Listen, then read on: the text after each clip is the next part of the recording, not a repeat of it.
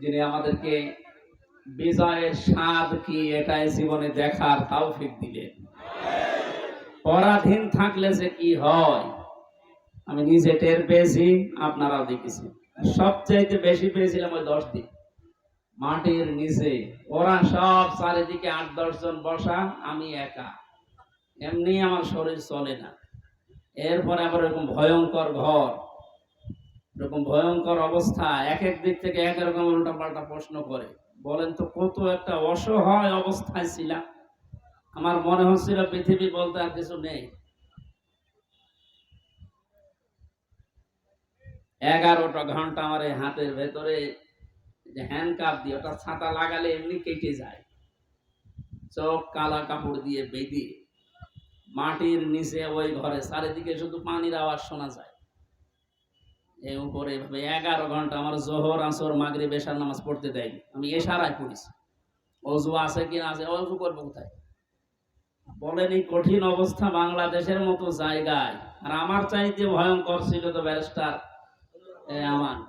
Arman, brigadier ভাই আমান আজমি ভাই, এদের অবস্থা আরো কঠিন। আমি মাঝে মাঝে 7 মাস 8 মাস 9 মাসের কথা শুনতাম উপর থেকে, যাদের 7 তলায় 9 তলায় ঘুম রেখেছিল। এই গম শব্দটা যদিও ছোট, এটা কত ভয়ঙ্কর জিনিস। আমি তো 7-8 মাস আমি জেলে আছি জানতাম, বাইরের মানুষও জানতো, আমার পরিবার।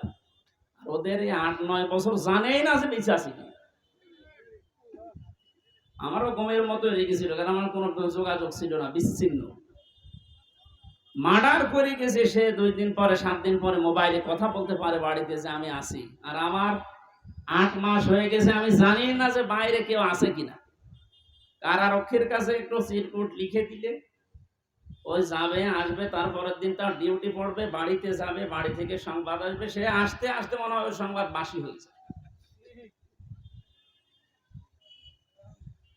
এই জন্য পরাধীন ছিলাম আমরা, এখন আলহামদুলিল্লাহ স্বাধীন হয়েছি। স্বাধীন হলে বিজয় পেলে মানুষ কি করবে, আজকের তেলাওয়াতকৃত আয়াতগুলোতে আল্লাহ জানিয়েছে। আমরা কোরআন থেকে নিতে চাই নাকি? মান ক্বালা বিহি সাদাকা, যারা কোরআন দিয়ে কথা বলে, নবীজি বলেন এরা সত্য কথা বলে। এই জন্য আমরা সত্য কথা শুনতে চাই এবং বলতে চাই কোরআন দিয়ে। ওমান আসদাকু মিনাল্লাহি কিলা, আল্লাহর চাইতে সত্য কথা কেউ বলে? আর ওমান হাকামা বিহি আদালা, যারা কোরআন দিয়ে বিচার করে এরা ন্যায় বিচার করতে পারে। সত্যি যদি কোরআনের বিচার ব্যবস্থা কায়েম হয়ে যায়, জালেম সারাস এরা যদি এদের বিচার দুনিয়ায় পেয়ে যায়, এদের উপকার আমাদের উপকার।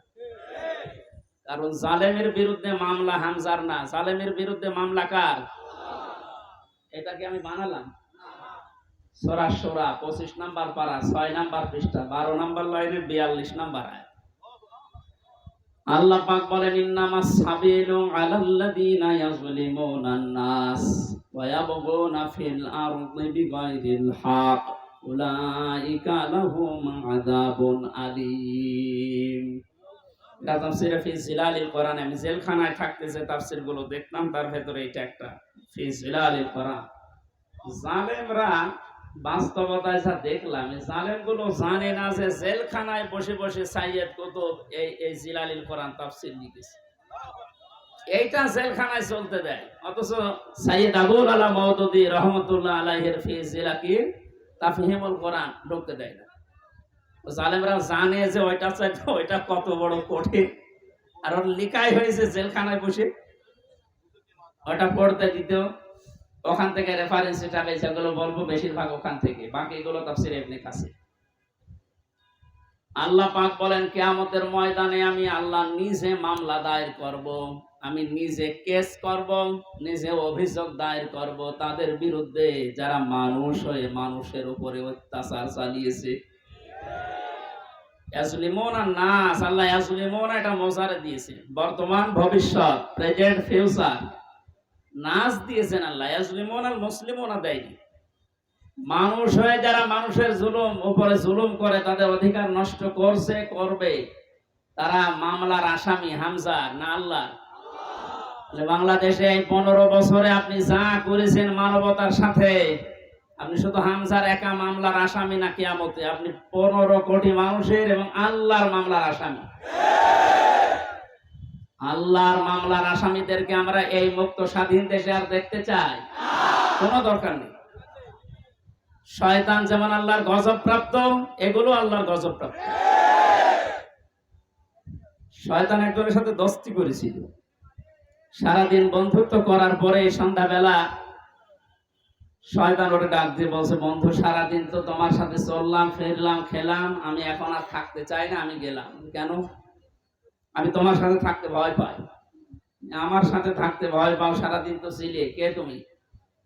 আমার পরিচয় তো ওইভাবে আগে নাওনি, আমি হচ্ছে ইবলিশ, সুরত ধরে এসেছিলাম। ও তখন আশ্চর্য হয়ে বলে যে আপনি দূর হয়ে চলে যাবেন আমার কাছ থেকে, আপনার পরিচয় পেলে তো আমি দূর হতাম। না, আমি যেতে চাই এই কারণে, কারণ আমি আল্লাহর একটা বিধান মানি নাই। এ কারণে আল্লাহ আমারে একটা সেজদা না মানার কারণে পৃথিবীতে পাঠিয়েছে, তাও লানত দিয়ে। আমার নাম মারদুদ, আমার নাম রাজিম, কত রকমের নাম আমার উপরে দিয়ে আল্লাহ আমারে বিদায় দিয়েছে। আর আজকে 17টা সেজদা ফরজ ছিল তোমার প্রতি, একটা সেজদাও দাও। আল্লাহ রাগ করে তোমার উপরে যে গজব নাযিল করবে, ও গজবে আমি শয়তানও পড়ে যাব। ও আল্লাহর একটা বিধান লঙ্ঘন সেজদা, এটা লঙ্ঘন করে যদি ভয় পায়, এই 15 বছরে আপনি 500 বিধানের একটাও মানেন না, আরো মানুষকে মানতে দেন না। এর গায়ে যদি জিন লাগে নিয়ে আসবে এর মা বাবা আমার কাছে, সূরা নাস আর ফালাক এমনকি আয়াতুল কুরসি পড়ে ফু দিলে চলে যাবে, এটা আমাদের বিশ্বাস। এবং যাই, আর আমার তো মনে হচ্ছে এই ঘটনাটা বলার পর শয়তান আল্লাহর একটা মাত্র বিধান সেজদা দেওয়া লাগবে এটা মানে নাই, কিন্তু আল্লাহর বিধানের এগেইনস্টে নতুন করে কোনো বিধান শয়তান বানায়নি। কথা বুঝতেছে? আল্লাহর বিধানও মানে না, এতটুকু শেষ। এর এগেইনস্টে নতুন করে কোনো বিধান বানিয়ে মানবো এরকম কিছু শয়তান করেনি। তো আল্লাহর এই পৃথিবীতে ক্ষমতা পেয়ে আল্লাহর যে বান্দা নিজে আল্লাহর বিধান মানে না এবং আল্লাহর বিধানের বাইরে নতুন করে বিধান বানিয়ে আল্লাহর বান্দাদেরকে মানতে বাধ্য করে, এটা শয়তানের চাইতে বড়। জিন শয়তান ধরলে তো নাস ফালাক আর ইখলাস পড়লে চলে যাবে, আর ওরে পুরা কোরআন শরীফ তেলাওয়াত করে ফু দিলেও যাবে না। সুতরাং এইরকম এত বড় শয়তান আমরা আর দেখতে চাই না। মুক্ত যখন হয়েছে আলহামদুলিল্লাহ, কোরআন কি জানিয়েছে বিজয়ের পরে আমরা ওইগুলো এখন শুনবো। আমার কথার অর্থ বোঝেন আপনি? সুতরাং যারা আল্লাহর মামলার আসামি, ছোটখাটো বিষয় এটা না, অনেক ভারী কথা। আপনি আল্লাহর মামলার আসামি হয়ে গেছেন, কিয়ামতে আপনি উকিল পাবেন কোথায়? দুনিয়ার দিকে তাকিয়ে টের পাচ্ছেন। 10 দিন আগে যার কথায় হাইকোর্ট, জজ কোর্ট, সুপ্রিম কোর্ট, প্রত্যেকটা কোর্ট ওঠা বসা করতো, এখন তার পক্ষে একজন আইনজীবী দাঁড়াবে, কেউ রাজি না। তার দলের লোক নেই। লক্ষ লক্ষ মানুষ এই পৃথিবীতে তার ভক্ত ছিল, সন্তান। একটা বিচারপতি দাঁড়াবে, একটা উকিল দাঁড়াবে তার পক্ষ নিয়ে, কেউ রাজি নামে জালেমের পক্ষে। এখন ডিম খেতে খেতে মরছে, ডিমটা মুখ দিয়ে খেলিতে হয়, কত জায়গা দিয়ে ডিম খাচ্ছে। ওই জায়গাতে যখন আলেমদেরকে মাজায় দড়ি দিয়ে ছাগলের মতো তুলতেন, আমার মতো মানুষ, আপনি জানেন না হামজা কি? নিজেও বলতো রিমান্ডে, আপনি কিছু করেন না, আমি জানি। কিছু জানেন তো আমার হাতে এই যে এটা বেঁধে দিলেন, এই তো যথেষ্ট, আমি কি পালিয়ে যাব? পাই দিয়েছে ডান্ডা বেড়ি, মাজায় দিয়েছে দড়ি, মনে হচ্ছে ছাগল টেনে নিয়ে যাচ্ছে। আর ওই কোর্ট চত্বরে মানুষগুলো, কিছু মানুষ কান্ত আর কিছু শয়তান আসে দেখে টিপ্পনি কাটে, যা হচ্ছে ঠিকই হচ্ছে। এবার ঠেলা টের পাও।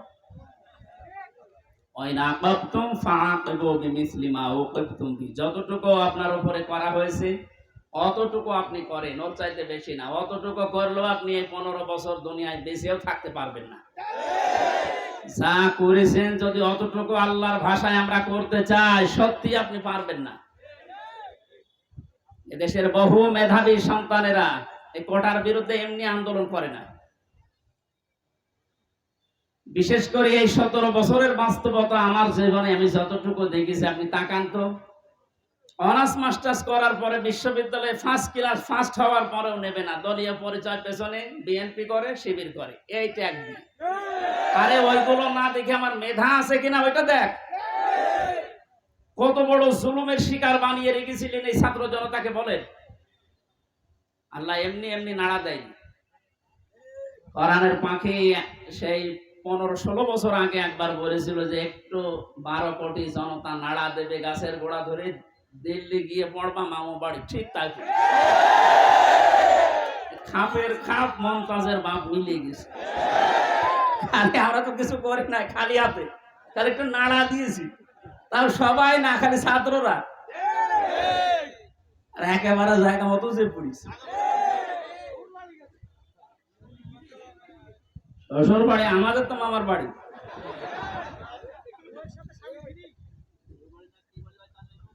যাই হোক, আমি সে কথা বলতে চাচ্ছি, আমরা কোরআনে কারীম থেকে কথা শুনতে চাই, এবং জালেম যারা তারাও যেন মরণের পরে অন্তত তাদের আর বিচার না হয়, এই জন্য দুনিয়াতে আমরা তাদের বিচার দেখতে চাই। আপনারা আমাদেরকে শত্রু ভাববেন, আমরা আপনাদের বন্ধু, কারণ দুনিয়ায় উপকার করে দিচ্ছি। এই বিচার না হলে আপনি মনে করছেন মাপ পেয়ে যাবেন, কখনো না। আল্লাহর কাছে যা করেছিলেন ওনাকে বলেন, উনি ইচ্ছা করলে মাফ করে দিতে পারে। কিন্তু হামজার সাথে ব্যারিস্টার আরমানের সাথে যা করলেন, এটা আমরা যতক্ষণ মাফ না করব আপনি মাফ পাবেন না। কারণ আপনি আমাকে আর আরমানকে শুধু কাঁদিয়েছেন তা না, আমার স্ত্রীকে কাঁদিয়েছেন, আমার মেয়েকে কাঁদিয়েছেন। আমার ছোট মেয়েটা আজ পর্যন্ত আমার চেনে না, আমার কাছে আসে না, ভয়তে বলে যে হুজুর, ওরকম হুজুর বহু আসে। কারণ সে 8-9 মাস ওরা রেখে গিয়েছিলাম, 3 বছর পর, এখন 4 বছর বয়স, ও জানবে কি করি।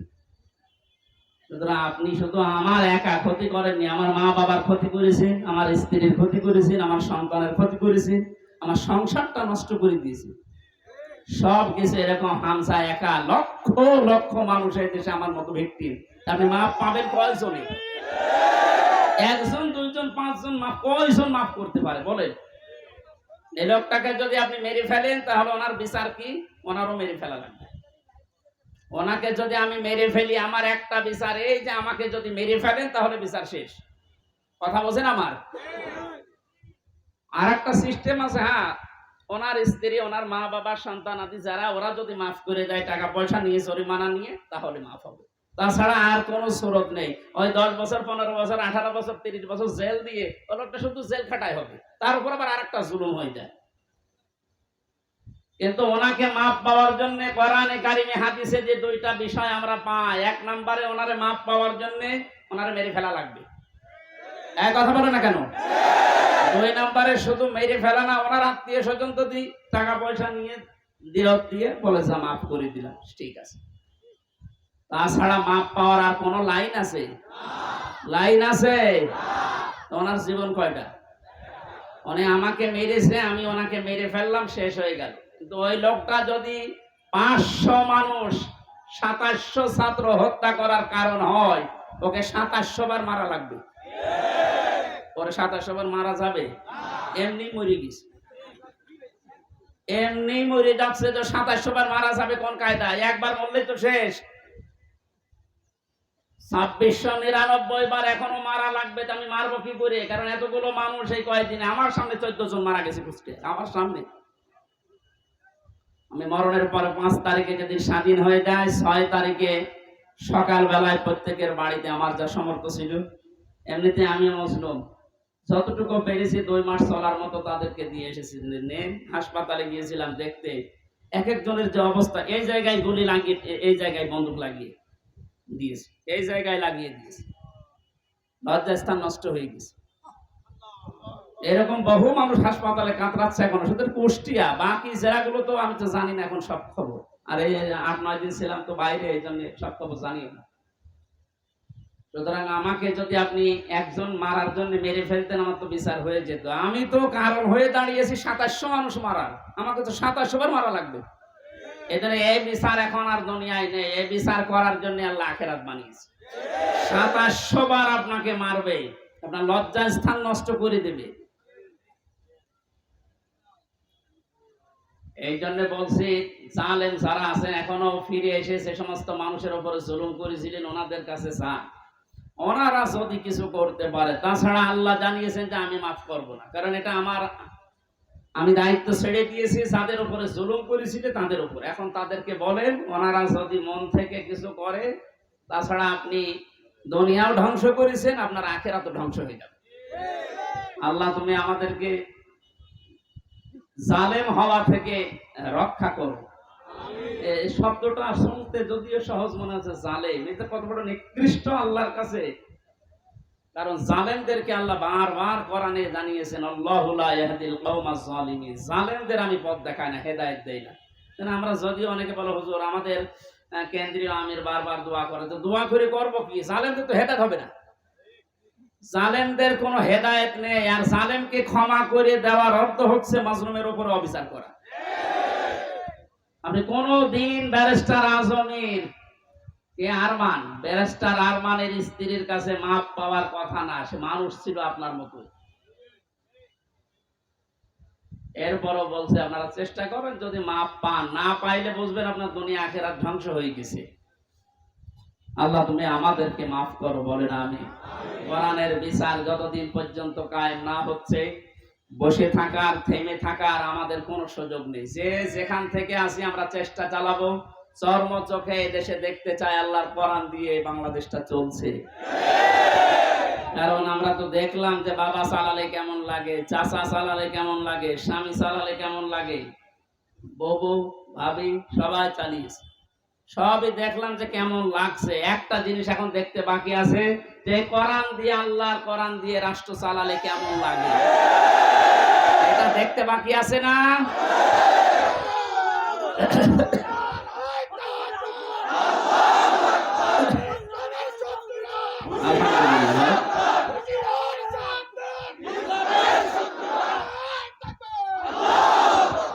এটা দেখতে যখন বাকি আছে, আমি মুসাফির মানুষ, মাজলুম মানুষ এবং অসুস্থ মানুষ, আর তিনটা দোয়া কবুল হওয়ার কথা হাদিসে আছে, যে মাজলুমের দোয়া কবুল হয়, মুসাফিরের দোয়া কবুল হয়, অসুস্থ মানুষের দোয়া কবুল হয়। সবাইকে নিয়ে মাগরিবের আগে আমি দোয়া করবো ইনশাআল্লাহ। সূরা নসরের তাফসীরটা করার পর আল্লাহ যেন চর্ম চোখে অন্তত এইটা দেখে যাওয়ার তৌফিক দেয় যে আমাদের এই দেশটা কোরআন দিয়ে চলছে। কি যে শান্তি পাবে প্রত্যেক ধর্মের মানুষেরা, আমি বলে বোঝাতে পারবো না, আপনি পাবেন ইনশাআল্লাহ। আমার হাকামা বিহি আদালত, যেহেতু নবীজি জানিয়েছেন কোরআন দিয়ে বিচার ফায়সালা করলে ন্যায় বিচার পাওয়া যায়। ন্যায় বিচার কি শুধু নাম শুনে ন্যায় বিচার পেয়েছি 17 বছর আমরা।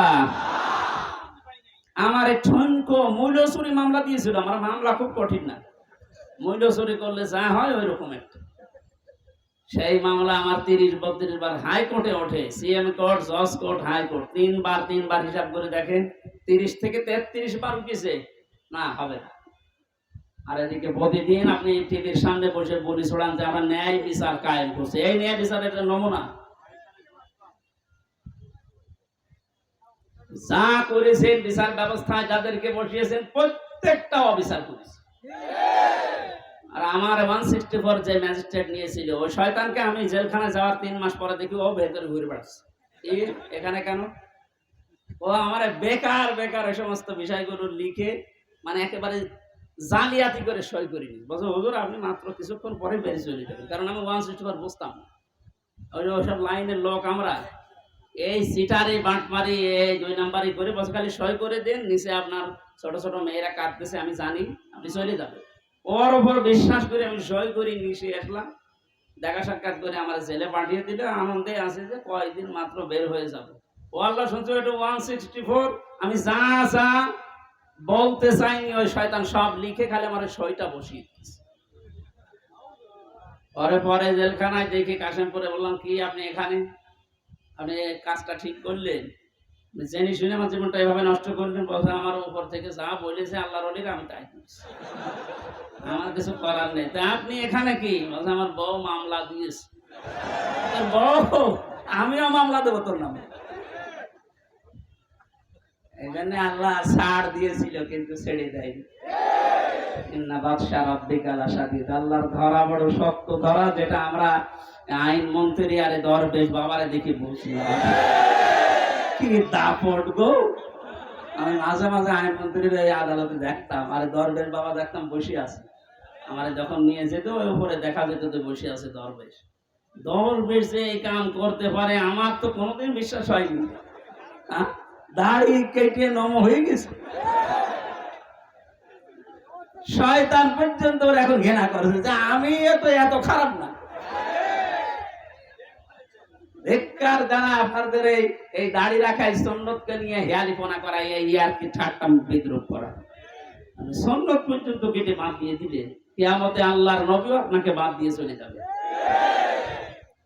আল্লাহ তুমি আবার বলছে মানুষগুলো যদি, আমি আবার বলছি ভুল আর অন্যায় করা এটা কিন্তু এক না। ভুল মানুষ করতে পারে, কিন্তু জেনে শুনে অন্যায় করে ভুল বলে চালিয়ে দেবেন, যেটা এখন চালানো হচ্ছে। অন্যায় যারা করেছেন, অন্যায় করলে মাস্ট বি তাকে শাস্তি পাওয়াই লাগবে। আমরা কিছু না করে যদি শাস্তি পেতে পারি 3 বছর, আপনি করে তো আপনার 99 বছর শাস্তি হওয়া দরকার। প্রথম ছেড়ে যাওয়ার পরে যার সাথে দেখা, একেবারে গেট দিয়ে ঢুকে আল্লাহ সেই কি শাহজাহান জল্লাদ, এরা সাথে প্রথমে হাত মিলিয়েছে। আমার বলছে হুজুর আপনারা আমি চিনি। চেনেন মানে? ওই যে টেলিভিশন আছে ভেতরে, মেমোরি কার্ডে ওয়াজ ভরে নিয়ে আসলে শুধু আপনার আর আজহারি সাইদি সাহেব এদের ওয়াজ দেয়, আপনার আমি চিনি। আপনার নাম কি? শাহজাহান জল্লাদ ভুইয়া। ভুইয়া কেন? আমার বংশের নাম। অথচ 167 বছর না কত বছর জেল, এখনো ভুইয়া ছাড়েনি। এরকম বহু শয়তান আছে, ও মরে যাবে তাও ওই ভুইয়া ছাড়ে না। আবু জেহেলের গলার ভেতরে যেদিন তরবারি চালাচ্ছিল, বলছে কে? আমি আব্দুল্লাহ ইবনে মাসউদ। কি করবি? গলা আলাদা কর, একটু বড় করে কাট। বড় করে কাট মানে? বলে হ্যাঁ একটু বড় করে কাট, মানুষ যেন আমার মাথা দেখে বলছে যে এটা নেতার মাথা। আমার মনে হয় এর মতো এখনো পর্যন্ত অনেক শয়তান, সব শেষ হয়ে গেছে, এরপরও বৃদ্ধি কমছে না।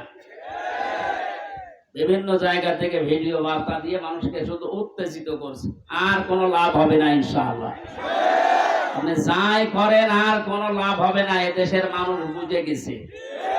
ধোঁকা দিয়ে বোকা বানিয়ে বেশি দিন রাখা যায় না। এই জন্য কোরআনের বিচার ব্যবস্থা যদি কায়েম হয়, দল মত এখানে আর নেই। সবাই যেহেতু আমরা মুসলিম, 96% মুসলমানের দেশে কোরআনের বিচার চলবে না মানে? এই কথা বলেন না কেন? এ বিষয়ে কারো দ্বিমত আছে? আপনি